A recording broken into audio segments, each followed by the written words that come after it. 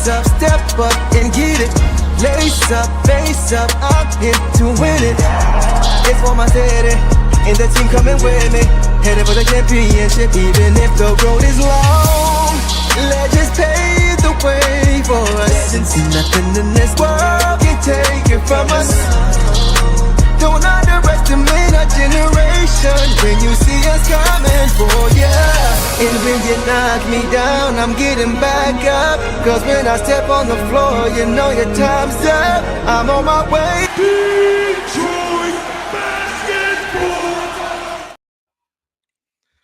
What up, though, everybody? Welcome back to another episode of the King and Do Show. We hope everybody is having a chill Saturday night. Good weekend so far.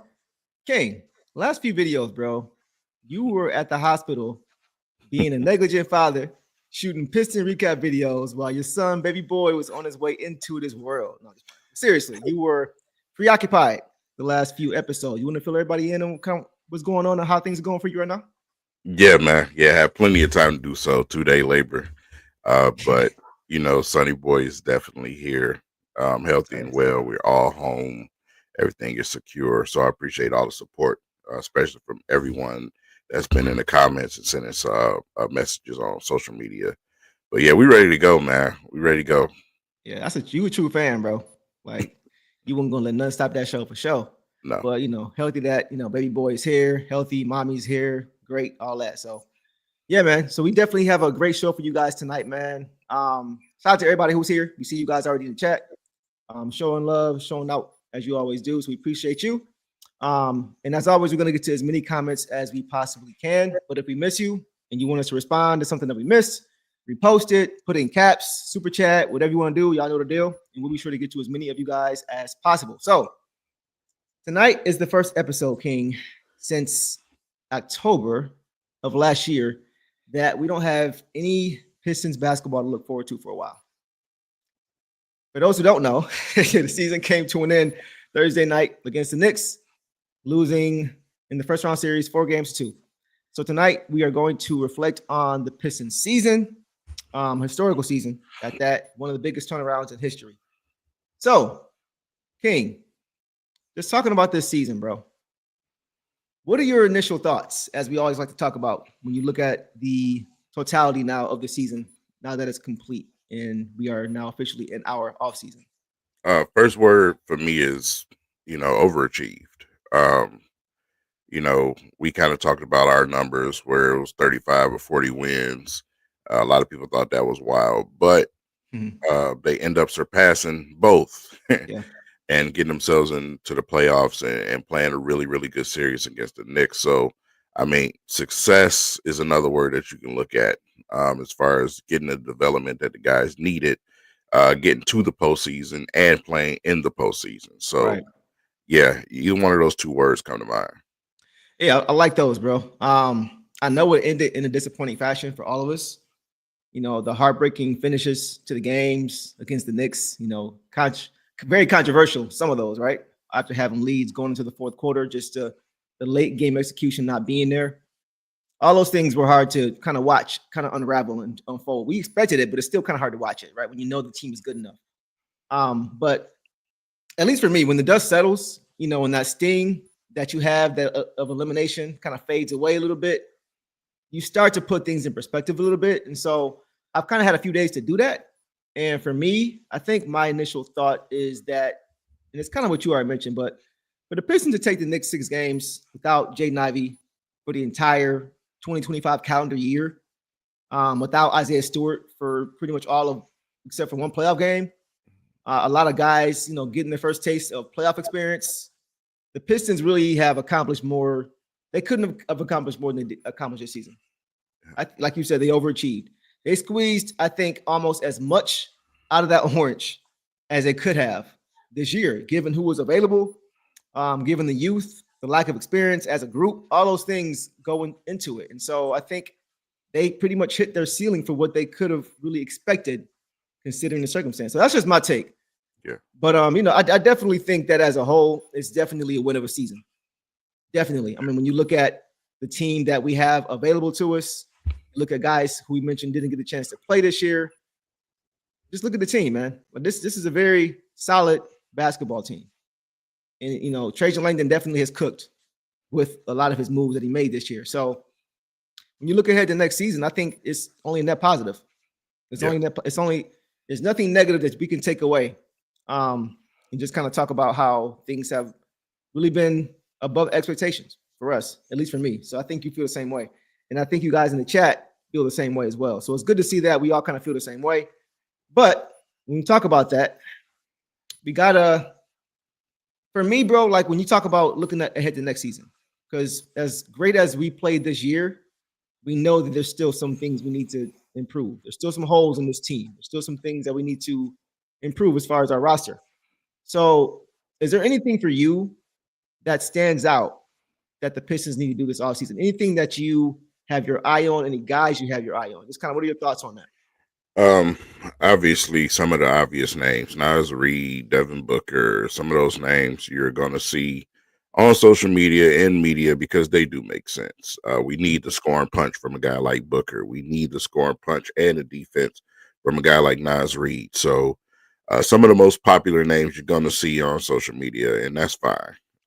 For me personally, just bring somebody in here that's going to contribute and fill that gap. You know, you needed another scorer out there on the court that can go and get his own bucket. That doesn't have to be, you know, set up. So right.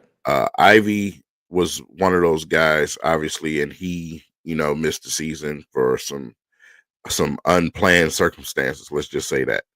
If you bring a big name in here as a starter, say for instance, it is a Devin Booker, and then you do have an Ivy and a guy that, you know, coming back from a broken leg, you may bring him off the bench to start out. Like I said, Devin Booker is also a guy that's capable to be slid to the third spot if you have to. So, like I said, there's things that Langdon can do to change the tone to this team and get them ready to really contend.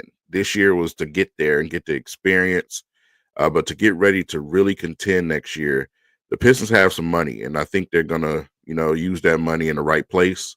I don't think we're just going to, you know, get thirsty and chase after the biggest name out there on the market like a lot of fans are going to expect. So we'll see. Yeah. William McGregor says, Deuce and King, what up? William, appreciate you as always. Pistons did their thing.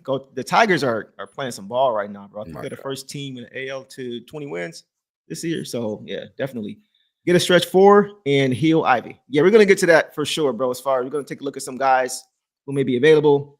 Definitely, you know, for Jaden, probably number one, not that the season is over. There is no pressure to try to rush back. Same thing with Isaiah Stewart. We still don't know the severity of his injury, but from what we saw him missing 5 out of 6 games, it must have been a lot more serious than we initially thought. I think because he was able to keep playing in the game initially, had me thinking that it wasn't that bad. But once, you know, he came out, we saw he wasn't coming back. And so, yeah, the Pistons definitely have some options. For me, bro, it's just one priority as far as this offseason. And it should be the same thing as last offseason. Just continue to build around Cade Cunningham properly. That's literally it for me. We saw with just one offseason, you know, with a proper, adequate roster, you know, and coaching, what the potential could be for this team. And now with another offseason for Trajan Langdon, now he can really evaluate what he has. And what he can really take a look at what he needs to do now as far as continuing to build that championship roster around Cade. You know, I think this year he didn't really have any time to go off of as far as evaluation. Like he was putting the roster together and evaluating at the same time while hoping he still wins games. It just happened to work out that it did. It worked out that way. A lot of time when you're coming to this kind of season, it's not really going to be a very successful season because you're looking at what you have. You're trying to evaluate what you have. He brought guys in, evaluated them, had the chance to, and we got a chance to still win. So that's the best case scenario. But now he has watched this team for a full season. He's seen how the young guys perform under pressure. He's seen how the vets have really contributed to this team to a capacity. So now this is going to be evaluation time. This is going to be decision time for him now at this point, looking back at the data that he has and being able to see how he can make this roster better. So I think that is one positive to look forward to as well. I want to see how he does when it comes to that because he's made great decisions up to this point. All the acquisitions he's made, the cap he's created, the picks he's created out of thin air, like all these different things. he hasn't really missed so far. So that's very encouraging when we look forward to the offseason. Thoughts on that? Yeah, man. Like I said, it's after the evaluation process, you always have, well, when you're successful after that process, Yeah. it's always some tough decisions coming. You know what I'm saying? Because you have those guys in Beasley and Schroeder on the roster too. You gotta, see what you decide to do with that situation. So, Yeah. Langdon's in a pretty. He's not in a tough spot, but he has a tough job to do this summer. In a good way, in a really good way, and got to attest to the fact that he was left in a really, really good situation walking in here. So, like I said, it's all on the up and up for us Pistons fans, right? Because you can probably only get better from the situation we just had this season. So, our next time in the playoffs most definitely is going to be a lot more than just making some noise if we add the right players this offseason. So everything's in Langdon's hands. Bickerstaff's going to get the best out of whoever we bring here. And, you want to see Cade have the pieces put around him so he can finally emerge into that superstar position where he's not getting double and triple team constantly. So, yep. It's funny you said that because Rasheed Wallace was just on All the Smoke when he was here in Michigan. Shout out to StockX. But he was asked about, what his message would be to current Pistons fans. And he just said, stick with him. You stuck with him this far, continue to stick with him. But now the expectations change. You had your taste of being able to get to the playoffs. Now it's time to get to the next level, make that next step, show progression from last year. So I think that was a very good message, because we all know, we got to the playoffs first time in a long time, all these different records you broke, how many years it's been, 17 years, since 08, all this stuff. But now it's time to get to another level. It's time to get to another gear. So, and getting back to, I thought about this this past week, bro. When you think about, and this just goes back to the point of making sure you build around Cade. When you think about the roster construction, you think about what Cade has had to work with. And when you look at his draft class, right? Think back to the 2021 draft class as a whole. We know Cade went first. And I looked this up. Cade went first, obviously. Jalen Green 2, Evan Mobley 3, Scotty Barnes 4, Jalen Suggs 5, Josh Giddey 6, Kuminga 7, Franz Wagner 8, Davion Mitchell 9, Zaire Williams 10, right? Cade is the only guy among the top 10 of his class to have never played with an all-star. Yep. That's insane when you think about it.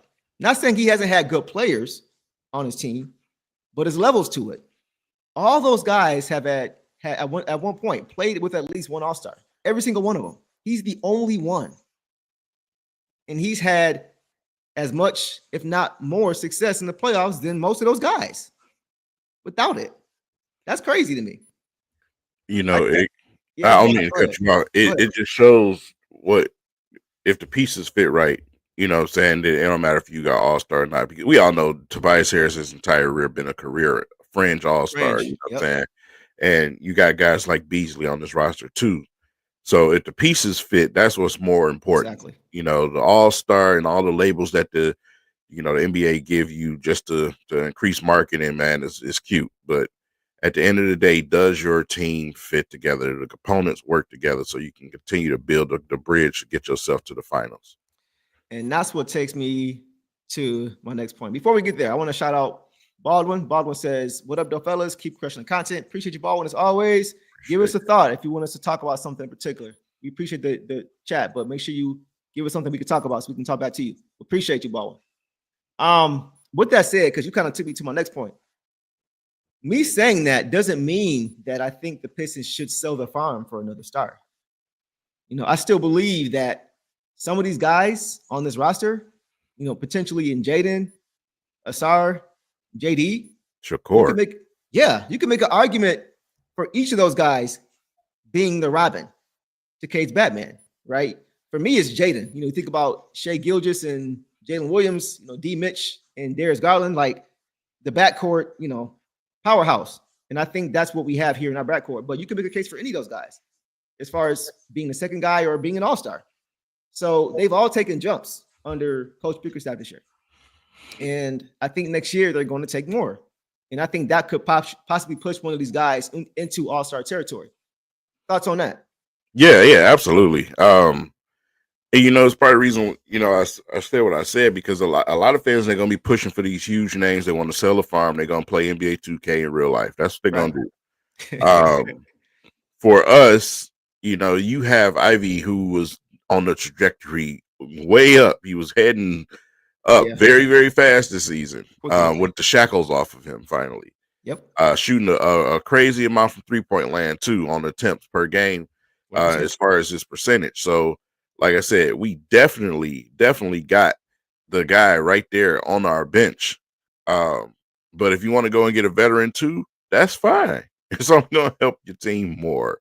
So, like I said, it's up to Trajan Langdon. I don't think he's in that mindset of selling the farm to go and get some huge name, obviously. But for what it's worth, man, we have a punch right there sitting on our bench. We just need to get to next season and give him that opportunity over the summer to get healthy and work, because we know that's what Ivy's going to do. He's going to continue to improve. Ivy's definitely numero uno when it comes to my list to what punch we need to add for next season. Yeah.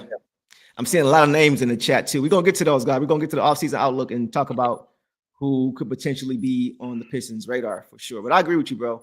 Yeah, man, like I've said for months now, bro. And it's still crazy that it never happened at all this year. Like the point that I said it was still a possibility. I was hoping for it, but it just didn't happen that way. But I've been saying this since January, and it's good to see Pistons Twitter starting to kind of get hip to it now. But we've yet to see the projected day one starting five play one game together. These five guys have not played one game, did not play one game at all together as a starting unit. It doesn't seem like it's the case, but it really is. It was just a very small overlap. It was a very thin overlap with Jaden and Asar, and it just didn't happen. And I think that's very unfortunate, because we saw Cade with Jaden, with THJ to 3 with Tobias and JD. And then we saw Cade with THJ with Asar and Tobias and THJ. But we never saw Jaden and Asar playing together. We never saw it. And so I think that kind of gets missed. It's starting to kind of get picked up on now. I've seen it recently, and that's good, because that's important. That's important. We still don't know what the ceiling is for the starting group. Still don't know. Yeah, man. I first and foremost, I just want to say in the comment section, I see all you guys comment. You guys are an absolute blessing. Shannon too. I've seen all of the heartfelt comments. I appreciate each and every one of y'all. Yeah. Man, listen, it's so Jaden Ivey. Let's go back to this comment that I was just reading while you were talking. Okay. Right here from MB Well. Shout out to MB Well, man. Shout out, bro. So here's the thing: when you look at a Jaden Ivey situation, right?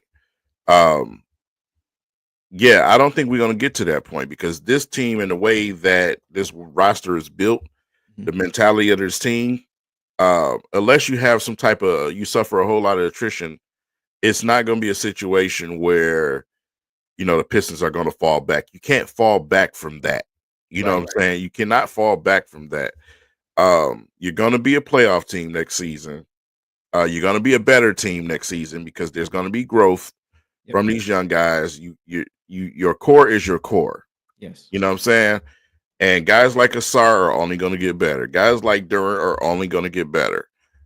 K himself is only going to get better. You see what I'm saying? He's going to be able to, with an Ivy on the court, he's going to be able to keep the ball in his hands and possibly close out those games a little bit better. Right. Without them rushing at him and doing things like that. So it changes the whole dynamic of the team when you get in a player and Ivy back.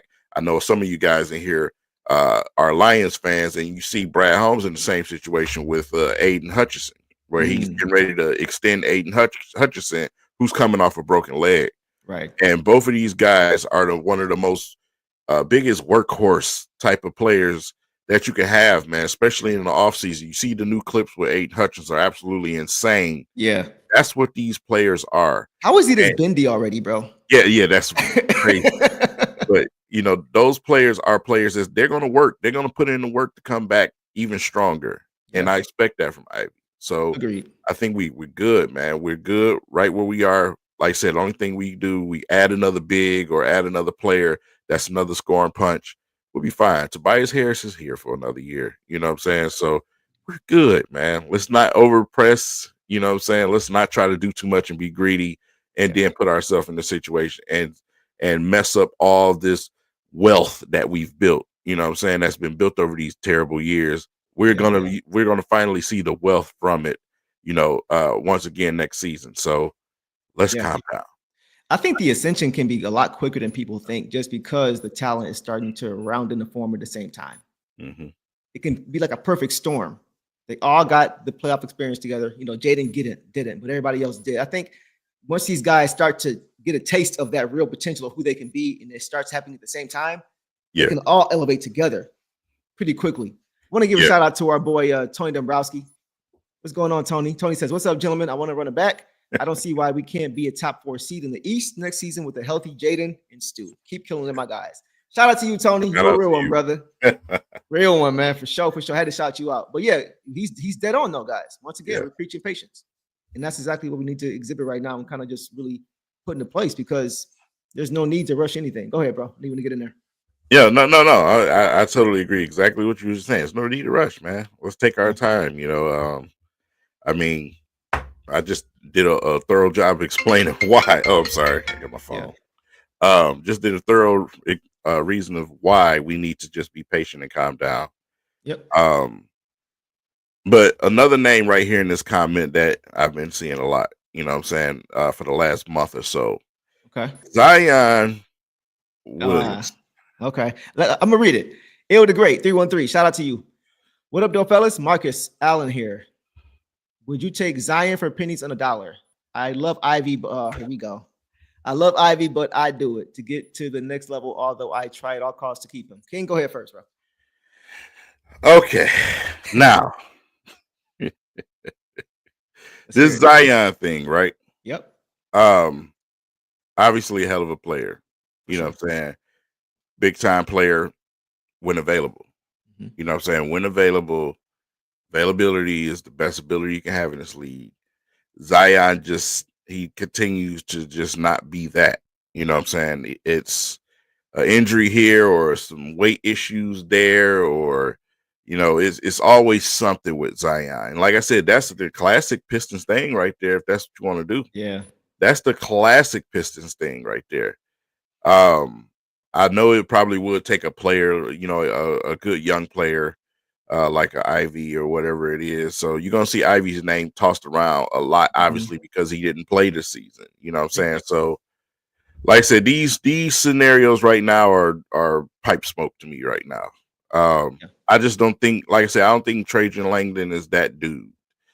Like I said, I don't think he's going to trade away his future talent to bring someone in here. Yeah. Like a Zion Williamson, who hasn't proven he can stay on the court for 82 games. Mm-hmm. So, you know, that's my thoughts on it. Maybe I'm tripping, but that's where I'm at. No, when he's healthy, he's a top 10, 15 player easily, in my opinion, when he's healthy. And that's kind of the issue. It's like you look at teams, even like the Lakers with AD, when he was always hurt. When he's healthy, he's great. But it's always the win part that is so important. And so often, regardless of the reason, but when you have injury issues at a young age, like as you get older, they don't get less, they accumulate.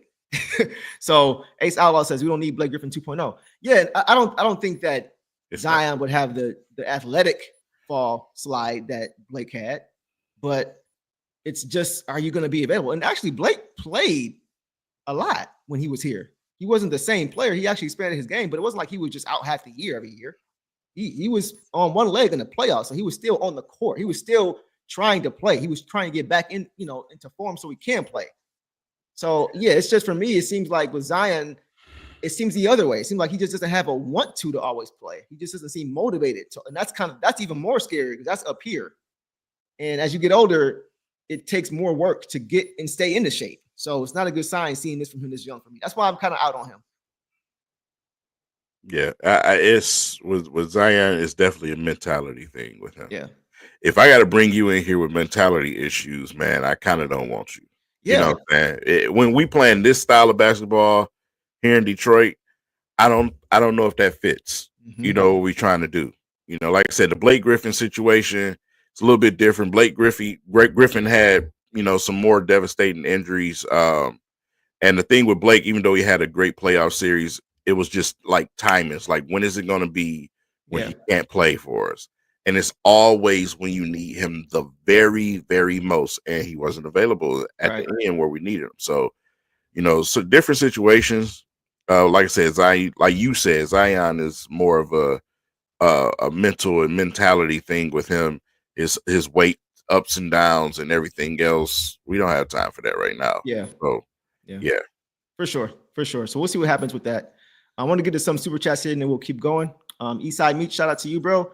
Says, with Dennis not coming in and finally adjusting in the playoffs the way he did, and Malik played off floor at times, money-wise, who do you keep if only one? Between Dennis and Malik, I think that's a good question. And I don't think there's a concrete answer right now. Personally, I don't even know if the front office has a concrete answer as of yet. This may be the time they're trying to figure everything out. But I think it all hinges on Jaden, honestly, bro, because I'm just thinking about the depth of this team. And I don't know if you can keep both of these. It really just depends too how much money they're going to ask for. Right now, Malik, he's on a 1 year, $6 million deal. He's not going to get that next year. It's going to be at least double what he got this year, right? But I think it's going to come down to Jaden and what he can do for this team. And I think his ability to be able to play on and off ball is going to make somebody expendable, because his ability to shoot the ball and to be able to handle and set others up is going to make guys, I think, like Malik or THJ, who primarily just do one of those things, which is shooting, a little bit expendable and maybe even shooter. So I'm not sure which of those guys is going to be here or not, but I think one of those guys may not be here next year. But your thoughts on that? They both will be here. All three of them? Between Dennis THJ Schroeder, last time I checked, he was around here playing on vet minimum contracts. Last time I checked. He is. And he's not going to demand any more because he's been doing this for years. His payday days are over with. So, and a guy in Beasley, I mean, we talking about somebody who was going toe for toe for the 3-point title this season. Yeah. You'd be a fool to let him walk away and take that away from Cade Cunningham. So, like I said, I think they both have a chance to be here, because Dennis Schroeder's not about to demand no money from anybody. Those days are dead. They're long gone. So what about THJ? We're gonna get to it later, but that was the guy I was thinking. I don't know if there's a way to keep all of these guys. Maybe it is, but maybe I'm not sure yet. What do you think? THJ, for me, man, I love THJ. But out of all of those guys, performers, THJ to me is, throughout the season, has been up and down. He's been streaky like he always is. So, like I said, if anybody, I think he might be the guy that walks away. But there's a strong part of me that says, THJ, I don't know, man, because he was brought here and he was requested specifically by Cade. By Cade. You know what I'm saying? So that's a different situation right there. It is, because you got relationships. So that's why it's gonna be interesting. That's why I feel like this is going to be a very crucial offseason for the Pistons, because you got a lot of guys who are not on contract, got to be re-signed. This is going to be a little bit of turnover or just some new additions or subtractions, and we're going to see it. It's going to be visible. So I'm just curious to see how he handles these situations, and really, this is what he's brought here to do. So we'll see. It's going to be fun to kind of see what happens with that, because when you think about Trajan, like we talked about later, but this is, like I said, it's so important this offseason, man, just how they handle the progression of this team and how they execute, to continue to push this team forward more than just like one season or two.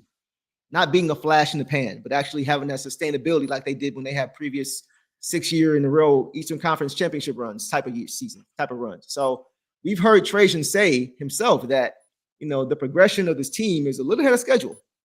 Even he was saying that. So I want to see how he reacts to that. I want to see, if he intends to push more of his chips into the center of the table, which I hope not, or if he keeps, the patient approach and allows these young guys to grow together. So that's going to be what I'm looking for this offseason. For sure. I want to get to a few more super chats. We appreciate you guys, and we'll keep it moving. Darryl, what's going on, bro? Appreciate you as always, man. Pistons will be a top 3 team in the East next year, especially when they're 100% healthy and we have the best young core in the NBA. Definitely think that's out of the question. Most importantly, the East. And that's another thing a lot of people aren't realizing, that some of these teams, this was their last hurrah this season, and it didn't work out. You know what I'm saying? There's gonna be some teams broken down in the East. This is the perfect time for teams like the Pistons and the Pacers and the Orlando Magic. This is the perfect time for them to come into the playoff scene and start to get that experience, because it's about to be their league. You know what I'm saying? Teams like the Bucks, for example, are really starting to go in the opposite direction. Yeah, I feel you. Go ahead. Yeah. It's a chance that Giannis might be on the West Coast next season. Right. You know what I'm saying? So perfect timing for the Pistons. Perfect timing. Great situation. Yeah. Sumo Bala says, I feel we need a Laurie. So hopefully I pronounced that right, Sumo. So I think it's Sumo Bala. I feel we need a Laurie Markkinen kind of player. Yeah, we do need that kind of player. I don't know if that's the player we need specifically, but that kind of guy who can stretch the floor and be tough on the defensive side of the ball. Thoughts on that? Everybody needs a Laurie Markkinen. Kenny Smith said that. Is he attainable? That's the question. That's the question. It's a lot of perfect world trades out there and moves out there that everybody is living in that same world as they go to their imagination, right? But it's like, is it feasible? Is it realistic? That's really the question. So I think, Sumo, you're on the right track as far as who we may need. Now we got to look at who may be more realistic, and we'll look at that a little bit later as we take a look at the free agents. What's going on, brother? Glorious tears. Salute, brothers, just passing through. Much love. Hey, man, shout out to y'all, bro. Shout out to y'all. Knicks, man. Give us a great series, man. Yeah. Giving us the experience we needed. Yeah, you've always been humble in victory and gracious in defeat. So want to shout your team out. They deserve it. They've earned it, and y'all moving on. Hopefully you guys can get a couple games maybe on Boston, because Boston over there is just ridiculous. They just waiting, picking their nails, man. Yeah, hopefully y'all can get a game or two and it don't get too ugly. But shout out to you as always, bro. Keith Lee, what's going on, brother? Appreciate you as always, man. He says, I'm thinking if we're lucky, Danny Wolf can drop to us in the draft. I keep hearing Danny Wolf. I'm gonna be fair. I have not seen a lot of Danny Wolf. If not, make an attempt to go after Naz. Now we talking. Now we getting warmer. But go ahead, King. Thoughts on that? Yeah, I mean, if that happened, that's beautiful and well. At this point, when you start becoming a winning franchise, a playoff franchise, the draft to me is always second thought. Mm-hmm. Who you draft and bring in here is, I mean, you may get lucky and get a really, really good player out of the draft. Right.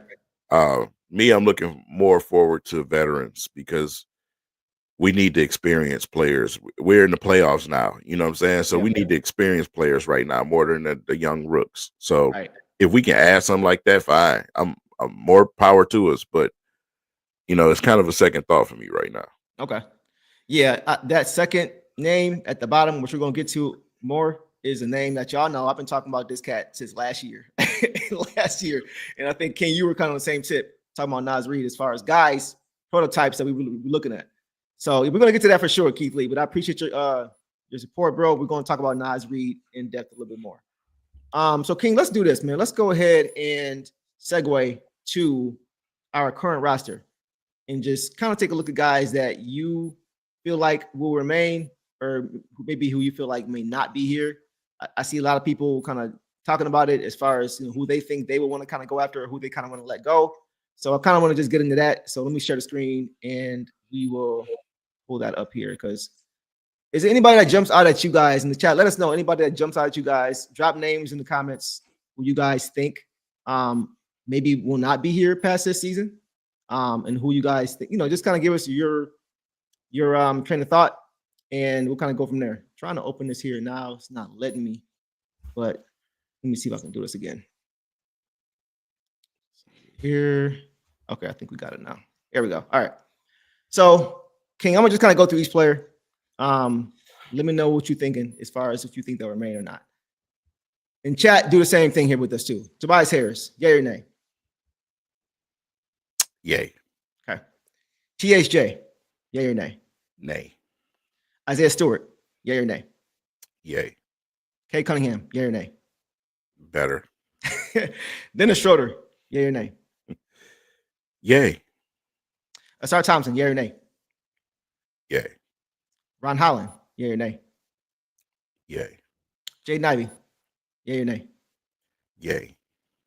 Simone Fontecchio, yay or nay? Hell no. You said, oh, hell no. Malik Beasley, yay or nay? Yes. Jalen Duren, yes or no? Yes. Paul Reed, yes or no? No. Marcus Sasser, yes or no? No. Wendell Moore, yes or no? No. Lindy Waters, yes or no? No. Bobby Clintman, yes or no? Yes. Dennis Schinken, yes or no? Don't you do it. Don't you do it. Don't you do it. All right, I'm going to let you finish. Ron Harper Jr., Tolu Smith, Cole Swider, Alan. All those guys, those crapshoots, you know. G League guys, maybe. Yeah. Okay. So, yeah, I kind of want to get your initial thought on that. So, I pretty much agree with all your answers except for a couple. You know, I'm looking at these contracts here too. These are for next season, 25, 26 right here. So this is what we're working with as far as the money for next season. So Cade is obviously going to be here. Tobias is going to be here. I think at least he's going to be a part of this team. I think at least to start the season. At least half a season. Oh, right. To start the season, maybe we'll talk later as we get to the trade deadline. No, nothing against Tobias. It's just looking ahead. How can we get better? Isaiah Stewart, without a question, he's not going anywhere. Just his culture setting in defensive prowess is ridiculous. Jaden Ivey, absolutely not. Asar Thompson, absolutely not. Ron Holland, not. Fontecchio, yes. I don't think he's going to be here next year. I think him not playing in the playoffs was kind of indicative of what may happen. The fact that he played all season and then didn't play at all in the playoffs showed me the lack of trust that the team had in him. The coaching staff had in him to be able to consistently bring something to the game, impacting the game in some way, shape, or form every game. And I feel like that may have been indicative of that. So I think we're going to have options there. JD's not going anywhere, especially on $6 million. Ridiculous. Sasser, I don't know. I don't know about Sasser, man. I'm thinking about what his role would be for this team other than depth at this point. So I like Sasser too. It's hard, man. I'm still out on that one. I'm still out on him. Bobby Clintman, absolutely. I think he's going to be the backup power forward next season or small forward next season. He's going to have a role this coming season. I think that's clear. Maybe it's just because we watched him a lot more than usual, more than most. So it's clear to us. But if I'm off base here, y'all let me know what y'all think in the comments. But I think he's going to definitely be here for a while. And I hope he's here for a long time. He's just a really good player. And that's pretty much it, bro. I definitely agree. I don't think Paul Reed is going to return. I think he filled in admirably for Stu. But I think we just need a little bit more versatility with that third big spot. And he plays between JD and Stu. He tries to play more like Stu, but he's just not as good as Stu. And so I think we want some more versatility with that third big man spot. You know what I mean? So that's kind of my thoughts on him, but no shade to him. I think he played good considering him being thrust into the lineup when Stu went down and having to go against these guys. I think he did a solid job. I think we just got to upgrade that spot a little bit. But we'll see. But everybody else, I agree, bro. So it's going to be interesting to see. Oh, Lindy Waters. You don't have Lindy Waters coming back. I thought that was kind of surprising. Only $2 million last year, so he's not going to have a huge market. I think it'll be around the same amount, maybe 4 or 5. But I don't think it's a make or break. I think he's a good shooter. I wouldn't be mad if he came back, if it's on a very, friendly type deal. Wendell Moore, I'm with you there. Bees is coming back for sure. Hopefully. Schroeder. I don't know if I can bring him back at 13. I don't know. That's not to say I don't think he's worth it.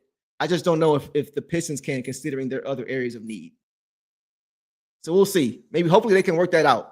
It's with the Schroeder situation. It's like we've been in such a dark place as Pistons fans. I don't think you realize that Schroeder, yes, he played well for us, but a lot of teams have these backup point guards that do this stuff all the time. This is not out of the ordinary. You know what I'm saying? He's not playing out of the ordinary. He's doing his job just like every other good team around the league has that point guard that comes in. So, like I said, he is expendable. It depends on the way that the things fall with the contract situation. Guys like B-Ball Paul is the reason why I said I don't expect him to be around here this season. upcoming season. You might go out and find something that can contribute a little bit more. Yeah. I truly do, even though at first it was like, okay, it was a pipe dream, but I truly do that. I think that this might be the year for Drummond's retirement coming. You've been on that. These next couple of years. And he's a veteran minimum player right now who Right. provides exactly what you need in rebounding. You know what I'm saying? Like so I would definitely go with something like that over a Paul Reed. So yeah. that's a big body. It's not undersized guy that's trying. You know what I'm saying? Yeah. So I think that's a realistic thing. And especially after the energy that Andre Drummond's been showing this offseason, even during the playoffs, I was just his entrance in the Pistons, he's been watching religiously. So I think that's a real situation. I think in one of his tweets, he referred to the team as we. Yeah. Like he, you know what I mean? He's still under contract for a basketball team. He's talking about the Pistons. Hopefully we can pull this. Like, it's like, wow. Like he really does love this city, bro. And you can see he wants to come back. I would love to have him back in that role. Having somebody in practice for JD to go up against another rebounding machine that he can learn from, one of the best to ever do it, one of the best rebounders the game has ever seen, easily, Andre Drummond. That would do wonders for JD. Somebody he can learn from. You know what I mean? Somebody he has to bang against in practice. I think that's huge. He's our Mitchell Robinson type of situation. You see what I'm saying? 100%, but better. Yeah, but better than Mitch. Yeah. Yeah, but sure. But that's a great call, bro. I hope the Pistons make that kind of move, especially if it's around the same price that we have Reed at right now. That'd be great, man. It'd be a nice homecoming for him to have that opportunity. It just feels like a good situation. So we'll see. But I'm with you on the rest of the guys. THJ, I don't know. That's a tough one for me because it's like I love seeing him at the games. I love seeing his father front row going like this. Yeah. Every time he does something good. I love seeing it, man. Him playing in Michigan, playing the same exact way, pretty much the way he played there, the way he plays here. Just a team player. He's always been that way. He's been inconsistent sometimes, but it's a good situation, good story. I'm just wondering about what the Pistons need and how they're going to be able to keep all these young stars that I think they have eventually down the road. So it's just like those are the decisions that are going to have to be made once again by Trajan Langdon. So want to get your thoughts on that. But we can now move on to the next segment. I also want to get to some more super chats that we have here. So let's go ahead and do that. Let's see. Party Boy DS. What's going on, brother? It says, I feel like we just need two more big guys that can hit the three or the mid-range or good in the paint. We miss too many shots when given the opportunity. King, reaction to that? Yeah, you're absolutely right. I wouldn't even say just shooting. We got beat up in the paint. Right. And I don't know if a lot of people was paying attention to that. You had consistently Bridges and Hart down there stealing rebounds from us. Yeah. That is a huge problem. So we need somebody that's really gonna, rebound the basketball for us. Mm-hmm. And get that ball kicked back out, for second chance opportunities. We just didn't have that consistently enough. So that's to me, that's more of the bigger thing right now. We can always use a big that can stretch the floor. That changes the dynamic. Yep. But rebounding is something that we just really needed in this playoff series. We needed more of, because besides Duran, you may have opportunities where you see Cade or somebody else get one here and there, but we definitely got out rebounded when it came to our wings and our guards getting in there and getting dirty like the Knicks players were. Right. I think like we saw that, and you talked about just the lack of experience and toughness. Not really toughness, but just lack of experience, lack of size and physicality once JD sat down and not having Stu. I think that's really when you saw guys like Mitchell Robinson, who were just more physically imposing, just being able to get offensive rebounds. There was so many offensive rebounds, especially the last couple of games, just long misses. And I know some long misses from three-pointers, you can't get to all of them. They bounce back out to the free throw line.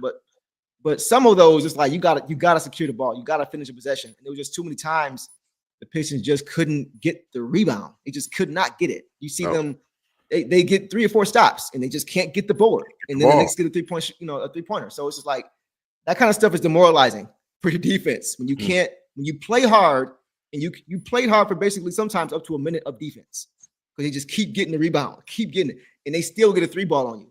That's demoralizing. It's tiring. Yeah. So the more you can, like you said, finish possessions, like a guy with a guy like Andre Drummond, who can come in and do the same exact thing that JD does, just gobble up boards, right? Just be a vacuum and just grab everything under the paint, just dominate that paint. That's important because now you can get out and push way more often. Yep. So that's what I'm looking forward to seeing what they do, bro. But I definitely agree with you, Party Boy. We got to get bigger, got to get a little bigger. And that's kind of why we were talking about, guys like Naz Reid, who we'll get to soon. But we got to upgrade, I think, some spots a little bit, just get a little bit bigger and longer. And that'll go a long way as far as to securing those rebounds and finishing those possessions like we talked about. So we'll leave it there. Let's get to a few more super chats and we will transition to our second topic for the night. Trust and Trajan, he says, grow organically. Don't skip steps. 100%. Smart brother right there. 100%. That's the best way to do it. That's how Pistons teams have always done it. It hasn't been the huge swing for the fences. It's never been that. It's always been, build slowly, add pieces, build a core. And then when the time is right, go and get the pieces to put you over the top while keeping the sheets clean as much as possible. Go ahead. That's how great franchises always have done it. Yep. The anomaly that came in and did it back in the big 3 days and all that, those franchises, none of them won as much as we expected them to. Right. They weren't successful like we thought they would be. True. The more successful franchises, they grow it organically, they pay their guys, and then they add what they need in order to get over the hump. So that's where I expect the Pistons to be. Yeah. We're going to keep our core. If we're going to continue to grow them organically, because all of that time will be wasted. Mm-hmm. So you're going to grow them organically, and you're going to add the guys in the spots where you need to improve the team in order to push them over the top. That's where we're going. Yeah, 100%. We always say it. In order to build something that's going to be sustainable, it's going to take time. Flash in the pans don't last for years. They come and they go with the win. So 100%. We're trying to build, a championship contending roster for a run, not just for a season. So I agree with you, bro. Let's get to a few more. Baldwin 810 says, how would you guys feel if the Pistons signed players like Kevin Porter Jr. and Brook Lopez? Okay. Let's start with Brook first. I'd rather have Drummond more, 100%, because of his rebounding ability. And Brook has kind of he's lost a lot of his athleticism. He can't really move. He can't move, bro. Especially we talk about guys like Stu who can trust on the island, right? Yeah. Not so much Brook Lopez anymore. About 3-4 years ago, fine. But when they won their chip, that was the end of his prime. That was it. He started declining right after that, and he was really playing good defense. But now he's just too slow. He would be a liability defensively. It'd be tough out there, him by himself on the island on a switch on pick and roll. So that would kind of be worrisome for me.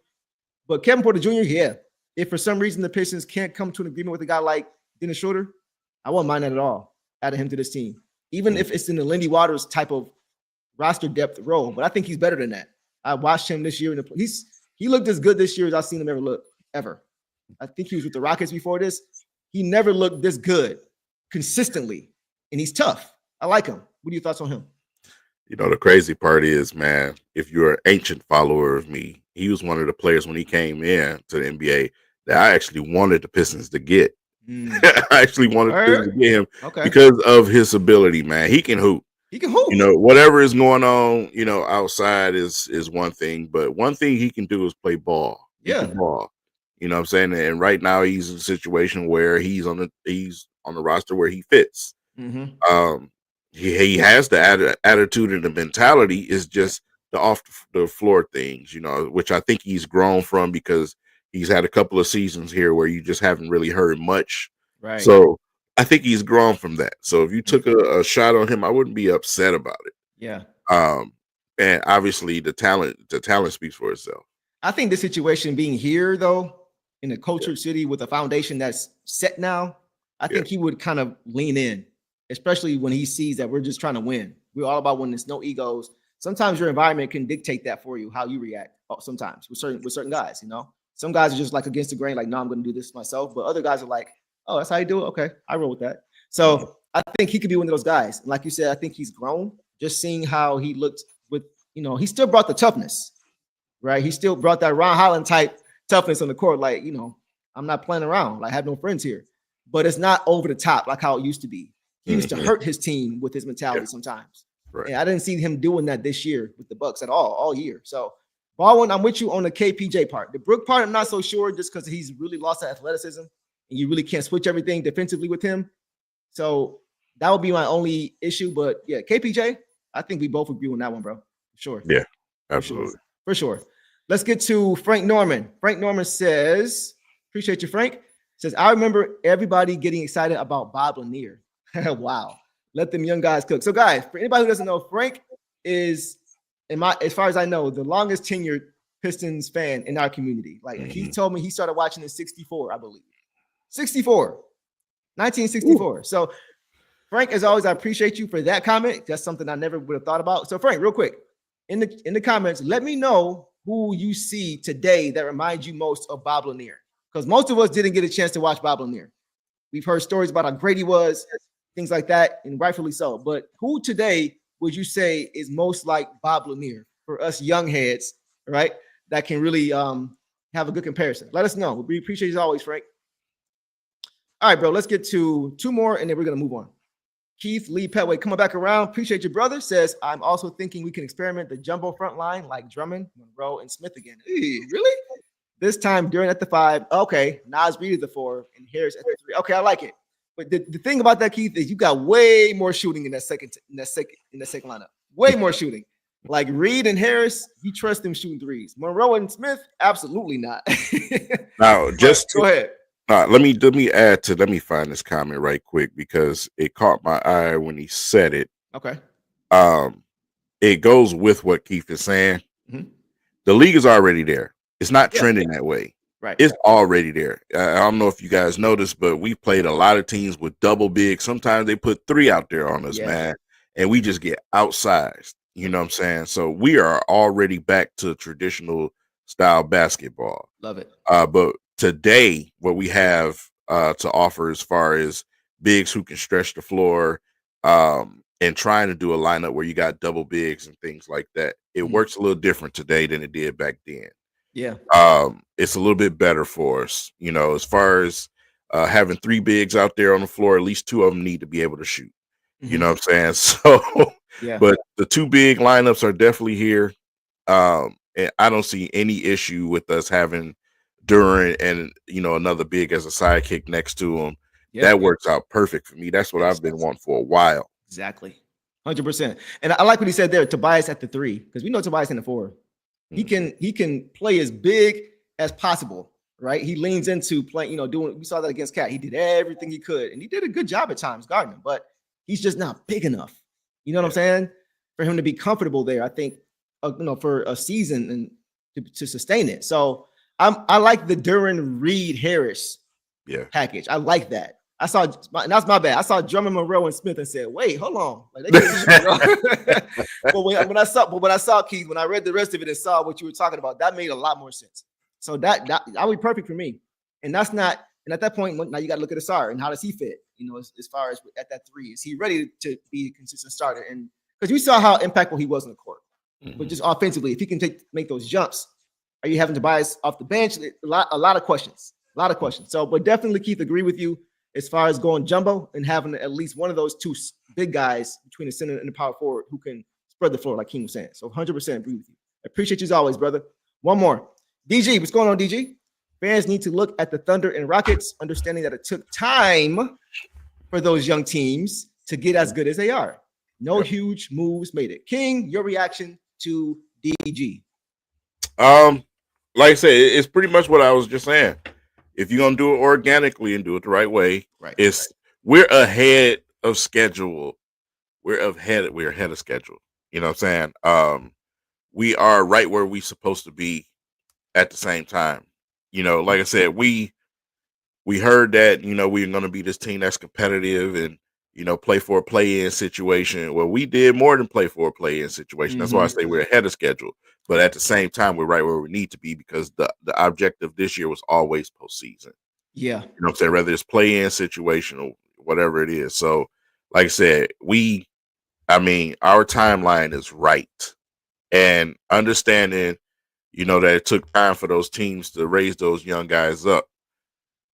I mean, we're in a great situation right here. Right. Let's not waste what we've done. Let's not waste the situation we've been put into, and go out here and just be off the wall crazy. Don't be Stan Van Gundy. Yeah. You know what I'm saying? Don't do Yeah. that to us again, man. Let's let these young guys get where they need to get and bring the right people in here for them. That's all I'm asking for. I'm gonna say this too. I do understand why so many fans are impatient, because they're looking around at the teams who had those high draft picks when we had ours. The Thunder, the Rockets, like they had those draft picks when we had those draft picks a few years ago. Like you think about Jaden and Chet and Jabari, they all came out together. You know what I'm saying? So the problem is that we lost a year last year. That's why they're ahead of us. Mm-hmm. If we had JB last year starting, we'd be right there with the Thunder and the Rockets. They're above us right now, just a little bit. Mm-hmm. Well, the Thunder, but the Rockets, we're close. But we lost a year last year. All the guys that we have now, we saw Jaden and Cade and Asar and Jalen all progress over this season. What if that started last year? We lost a whole year of development last year. Last year is a wash. So I think that's why fans are getting impatient, looking around at the other teams like, they got better. What we doing? You know what I'm saying? So I understand why fans, to a point, have the impatience. It's because last year was last year, and those other teams didn't have last year happen to them the way we did. Can't hear you, bro. You on mute? Nope. What do y'all think about that? Because I feel like that's why it's so much impatience. It's because it's like, man, everybody else is killing it right now. Everybody else, what are we doing? Why aren't we taking that next step? And I think that's a big part of why. You back with us? Nope. No. Can y'all hear King, or is it me? I think I'm good, but let us know in the comments. What about now? There we go. I got you. Yep, for sure. Okay. I had to plug my laptop in charge. I lost my audio. Good, brother. Good. So the situation with the OKC Thunder, in the fortunate situation over there, because they're the young team out there. They running, they gunning. You know what I'm saying? The West is, man, they got a lot of dinosaurs over there in the West. You know what I'm saying? You're starting to see it in some of these series. You just seen the Timberwolves in 5 against the Lakers, who was supposed to be in 5. So, like I said, a lot of these younger rosters, man, over there in the West, they're doing really, really good. They're successful. And then you look over here in the team with Cleveland, who has some young guys over there too. And the Pistons are that next team. You know what I'm saying? But just like you said, we had to suffer last year. And not only that, we just suffer attrition right here in the playoffs with these guys and Ivy and Isaiah Stewart when we needed them the most. You know what I'm saying? So the Pistons are still right there. You know, even though we're home right now, we're still right there with those teams. Next season, I think you're going to start to see that a little bit more when it comes to record-wise or whatever. But there's a difference in between being a regular season winner, winning a lot of games during the regular season, and a team that the other teams in the league really look at and say these guys might win a championship. Right. That's where that's where I see the Pistons. You know what I'm saying? They're on their trajectory saying, hey, the Pistons gonna win a championship. A couple of them joints, they coming. You know what I'm saying? Some of them other teams is like they winning a bunch of games. It's like, but I don't know if they're gonna win the finals. You know what I'm saying? And that's what we're here for. Yeah, that's what we're here for. That's why I'm not just trying to make a move, bro. Like I keep hearing all these moves. It's like, where does that take us? Where do you see us? I understand so many fans have, like, a lot of fans have not been around for those championship runs, so they don't remember what it was like. You know what I'm saying? The expectation level that we had. Not to cut you off, but like I'm just seeing that a lot. Let's get this guy. Where does that put us? Does that put us at a championship level or a Eastern Conference semifinals, maybe Eastern Conference Finals level? Like that's what I'm looking at. Go ahead. Yeah, no. I like I said, I totally agree, man. It's just I don't know. I don't want to keep repeating myself, man. You know, I don't want to be I don't want to be the sales pitch for the Pistons, you know what I'm saying? Because you know, like I said, I don't benefit anything for sitting up here giving you a sales pitch for what the Pistons can do and shoot. You know, I can't get on social media like other people. So listen, I'll just say this, and just leave it at that. The Detroit Pistons are on the way. Mm-hmm. There's no reason to rush and do anything out of the ordinary. Right. Yes, we Out of just, the you ordinary. know, we just right. Yes, Don't get it. Go we ahead. went to the playoffs and we want to keep playing right now. I know, you know, Pistons fans wanted to keep watching Pistons basketball because it's so exciting. Yeah. Next season's going to be better. Yes. Next season's going to be better. Yes. So let's dial it back and be patient. Let's not turn into video game players. Mm-hmm. Man. Yeah. That's Wayne it. couldn't have said it no better. Yeah. Rome was not built in a day. And how long has it stood? You know what I'm saying? Like, that's what I was saying earlier. Whatever you want us to have something sustainable, it's going to take time, brick by brick. You can't just try to, if Langdon wants to win, if he's serious about winning, he'll say, screw what these fans are talking about and do it his way and continue to be consistent with that. You know what I'm saying? Because fans are always going to look for ways to ruin you. You know what I'm saying? It's like, go get this player. Ooh, I would love to have his jersey on. Like, no, bro, that's not what we're here for. We're trying to win championships. That's what it's about. That's what it's about, man. So with that, we will segue to the next topic and then we can move on from there. So we talked about it a little bit, so let's make it a little bit easier. But just the outlook for the offseason. You've seen a lot of names getting thrown around. I keep seeing Laurie Markin in the chat. And I see a lot of JJJ, Jaren Jackson Jr., guys of that ilk. As far as who they would like to pursue. So go ahead and get your thoughts together, bro, because I want to kind of look at the NBA free agent listing that is as of right now, and we'll see who may be available and who the Pistons may want to target. So let's run it back with the yay or nay, yes or no. I'm just gonna run through a few guys, and you tell me if you think these guys are guys you'd be interested in. And chat, you guys do the same. LeBron James. Retire, please. Shut up, bro. Not happening. Not happening, bro. Retire. He gonna play 23, gonna play till 23. Anyway, okay. Before we get off track, Fred VanVleet. No. Kyrie Irving. No. James Harden. No. And before y'all in the comments to get started, it's because these players I don't think realistically would come anywhere this way. They don't make sense to come here. Okay, so you're just saying as far as realistically what you think. Got you. Okay. Chris Middleton. No, too old. Yeah. Julius Randle. Heck no. Shot chucker. Team buster. Bro, they are making it work somehow in Minnesota. I don't even know how they're doing that, bro. But they're making it work. Maybe it's because of Ant-Man. But anyway, okay. John Collins. Wouldn't mind it, but I think we go cheaper. Yes. So no. Yes. But maybe that type of guy. Yeah, maybe that type of guy. Yeah. Okay. We just talked Brook Lopez. Too old. Yes. Clint Capella. I always love Clint Capella. It's just for the price, though. No. Yeah, and he doesn't provide shooting either. I think we have a better Clint Capella as at this stage right now in JD, in my opinion. Right, younger version too. Yeah. Bruce Brown Jr. We already got a junior. Malcolm Brogdon. No. Miles Turner. Would love to, but again, of course, the question and concern is the price tag. Yeah, exactly. He's a UFA, so they don't have his bird rights. The Pacers, so he's at 20 million now. If we could get Miles Turner at 20 million, bro, I'm putting him at power forward. Yep. And running it with him and JD. It's a price situation. Yep.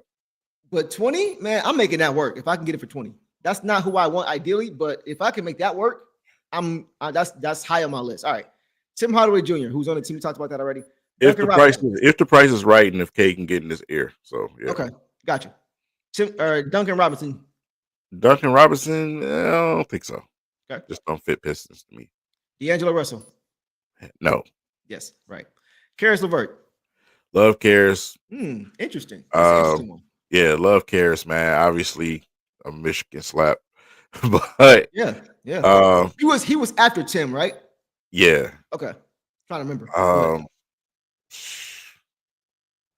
I don't know, man. That's a tough one because I feel like he's a very underrated player.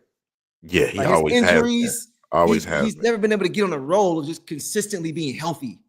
Right. He would elevate, and then get hurt.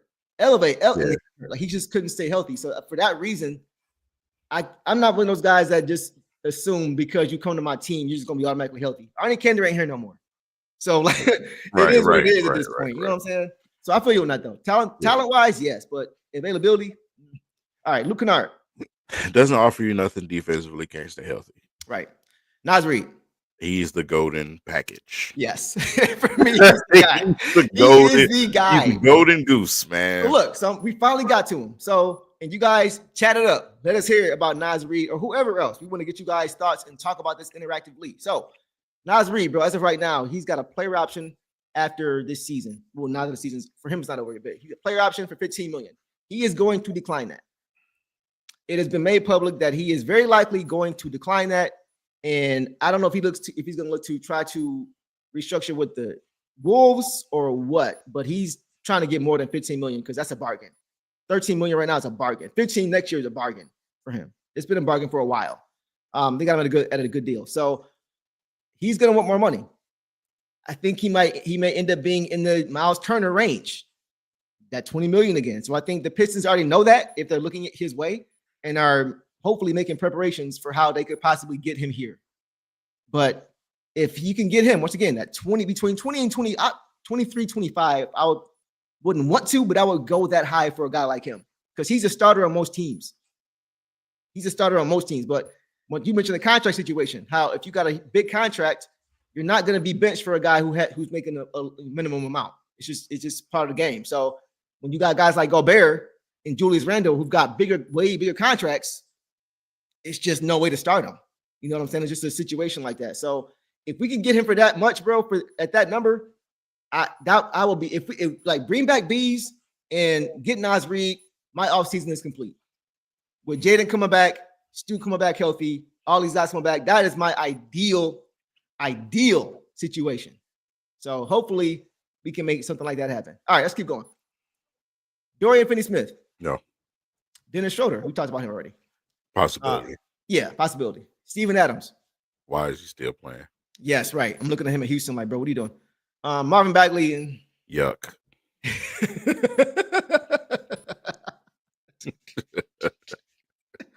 Oh man, let's keep it moving. Bobby Portis. Yep.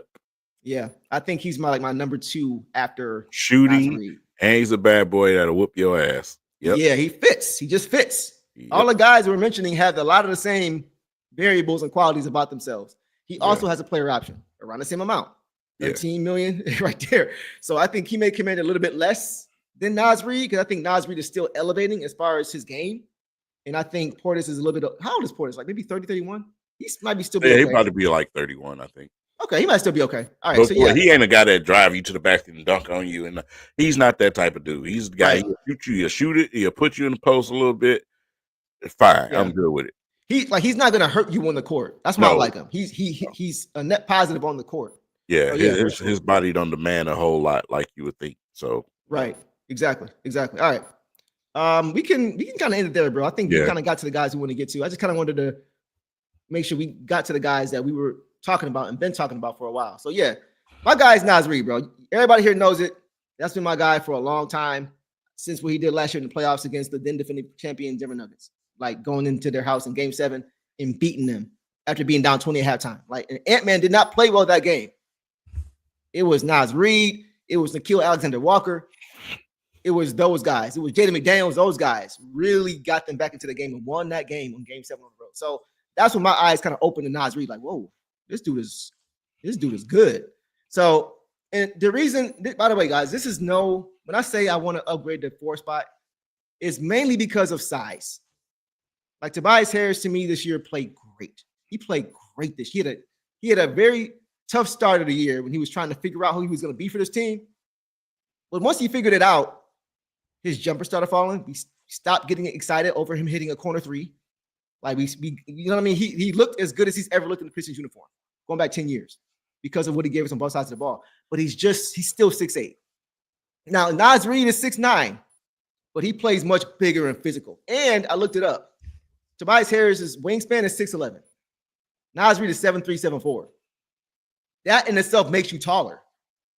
So he's long. He's much longer. That's why I'm looking at Naz Reid. That's why I'm like, he's only 6'9", but that's why he's long. So defensively, he's going to bring that physicality, that toughness. He's not going to get bullied pretty much by anybody. And he's long enough to block your shot And offensively, if you don't guard him, you'll pay for it. You'll pay for it. So that's my thoughts on that. What are your thoughts on that, bro? No, I said totally agree. Man, just like I said, I would love to see Tobias play 3, obviously because of what he can do around the rim. Yeah. Especially, players around his range are smaller. You've seen us struggle a little bit when the Knicks went with Karl Anthony Towns and Mitchell Robinson at the same time. Right. So, like I said, I just want somebody bigger down there that can rebound the basketball a little bit better. Right. To help us out. Yeah. Yeah, man. Yeah. So we'll see what happens. I'm not really a big Jaren Jackson Jr. fan. I think he averaged like 5 rebounds this year. You know what I'm saying? Like he doesn't really seem to be a guy who wants to get on the boards, and him being 7 feet, this is kind of worrisome for me a little bit. I don't know. I wouldn't be mad at it, but there's other guys that I have higher on my list before we get to that guy. So Lauri Markkanen, I don't know. To be honest, I haven't watched enough of him to make a very honest opinion, to give a very honest opinion. What I have seen is I don't see physical toughness from him. I don't see physicality. I don't see dog. Lauri, I see very good scorer. Lauri is we get Lauri, we really making noise in the East. The problem is, can you get him? Is the thing. So from what you've seen, does he is you have no concerns with him defensively? He's compare him with JD. He's good enough. Okay. Yep. Okay. Then I'll take your word on that because I have not watched enough of him in Utah. What he gives you on the offensive end anyway, it suffices for that. It trumps. Okay. So it's still worth the trade-off. Oh, yeah. Okay. Exactly. Here's the name right here. Boom. Oh, wow. Okay, yeah, I'm straight then. If he's giving me that, yeah, 100%. 100%. Because you're right, because Memo wasn't a top-tier defender. But he was average to above average. Yeah, he was decent. So yeah, he was good enough. That's all you need. Okay. The only reason we didn't keep him because we have Rashid. So I'm not mad at that if he's anything like Okur. That's tough. That's tough. Okay. All right, I'm with that. Let's get to William McGregor, and we'll call it a night. I want Danny Wolf. I keep hearing this name, bro. I have not watched Danny Wolf. I'm sorry. I will because I keep seeing it now, but I have not paid any attention to Danny Wolf. I heard a lot of good things about him. I have not personally sat down and watched Danny Wolf. So that's something I have to do. Have you watched him at all, bro? Seen any footage of him? Not enough. I'll say that. Not enough, but I mean, it's a homework assignment, I guess. Obviously, we got to watch these young guys anyway. Yeah. Before we get to the draft. So the Pistons have the 37th pick, I believe, for going into next year's draft. It kind of feels good to not be looking at draft boards in April. That felt good because we were focused on watching the Pistons in the playoffs in April this year. Yeah. It felt good to not be looking at draft boards just early. So I'm going to get into it a little bit, not like how we have in the past because we have no first round pick. So much of our focus shouldn't really be on the draft this offseason, but I'll take a look at it. But it feels good to not to focus on that right now. So go ahead, bro. No, I was just going to say a little bit more on Wolf. I mean, go ahead. Like I said, besides the tournament, I really didn't watch him much this season. I didn't watch Michigan basketball that much this season, but he can. Those two bigs were a problem from what I seen. Okay, you know what I'm saying during March Madness. Okay, if he's there, probably a good pickup.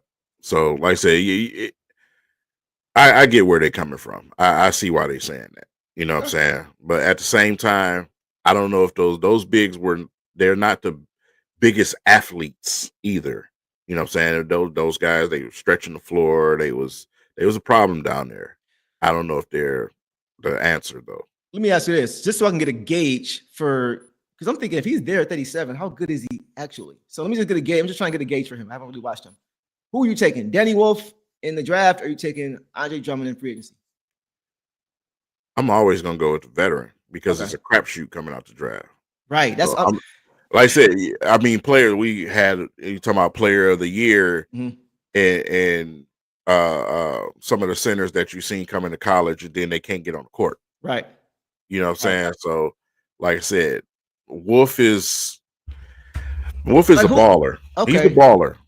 Is there anybody you can give me a reference to, like a player comp, or anybody who I can say, okay, like you did with the Markkanen and Okur thing? Anybody you can compare him to? Luke, y'all be right on time, man. Really? Luka Garza type of situation. Oh, Garza. Okay. I thought he meant Dodge. I'm like, wait a minute. There's no way at 37 he's gonna be that. Man, I don't know, man. Like I said, I don't see him tearing up the league. Me personally, from what I saw watching them, I don't see him tearing up the league. So I didn't see enough athleticism with them dudes. So I just didn't. Yeah, I got you. So Luka Garza right now is, I think he's still playing for the Timberwolves, but he's just a depth piece for a contending team. Slightly more athletic than Luka Garza, but not enough to where I'm like, oh, this dude might tear the league up. Yeah, is he a good shooter like Garza? Because Garza got a clip. Yeah, Danny can shoot. Okay. I gotta check him out. But if he's like Luka, I mean, if he's like Luka Garza, then I'm good and looking elsewhere. I mean, depth is okay, but I'm still looking to get that Andre Drummond type guy as my third big instead of a guy like Danny Wood. But I'm not mad at it. We'll see. But anything else you got for tonight, bro? No, I'm good. All right. So, guys, we appreciate you, man. It's been a great show per usual. We are going to wrap up this episode. We'll see you guys soon. We appreciate you guys' support as always. And we're not disappearing just because the season is over. Don't worry. You're going to see plenty of me this offseason. I'm sure you're going to see King as well. But we're going to keep an eye on the playoffs too. I think, King, we should probably do a playoff prediction episode pretty soon for everybody. I've been seeing a lot of questions about who everybody thinks is going to come out the East and the West. So we can work on that. Anything else you guys want to see from King or I or us together collectively this offseason, put it in the comments and let us know. And we got you on that. And I may or may not personally have some Pistons music coming for you guys this offseason too. So make sure you guys keep a lookout for that. So we will see you guys all soon. And as always, y'all know the drill. Detroit versus everybody. Go Tigers. Go Tigers. All the dirty work, all dog. I'ma dive on the floor, go try to block every shot. And I'ma be physical with you the whole game. You know Stu gonna be physical with you. When you think of the Pistons, you think it's just hard work and just gritty basketball. That's just the identity you gotta have when you put on that jersey. I'm not your average breed of canine. Not a good dog, I'm bad boy for life. I set the tone, don't care about no tick. Let it be known, I get my respect. Come in the lane and see I don't bluff. If you retaliate, that's on ya. Talking hundreds, I hear you're ashamed. Talking that chop, you must want this way. Look the dog palm, mess around, find out, Look the dog palm, mess around, find out,